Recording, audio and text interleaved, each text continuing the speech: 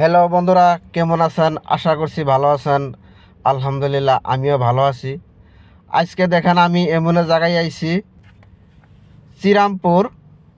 এখানে আমার মেশিনের কাজ চলতেছে, তাই মেশিনটার দাতা চেঞ্জ করব। এটার দৃশ্যটা আপনাদের সম্মুখে তুলে ধরলাম। এইটা হইলো শ্রীরামপুর শঙ্কর নদী। নদীতে এরকম ভয়াবহ শুনলাম আর কি, এখানে লোকাল মানুষের কাছে যখন পানি আসে পুরা 10 ফুট উঁচায় বলে পানি আসে। দেখেন আমার বগলে আর একটা মেশিন আছে, ওই যে কবলকো মেশিন।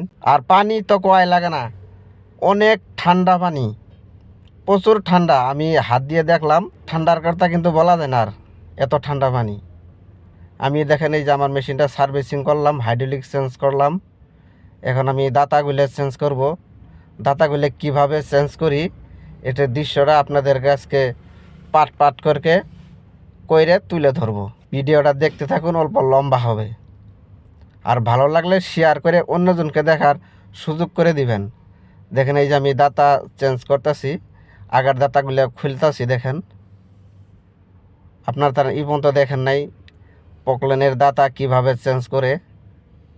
দেখেন অনেক সুন্দর লাগছে কিন্তু আর কি। এই যে এগুলো হইলো দাতা, কীরকম ছোটো হয়ে গেছে।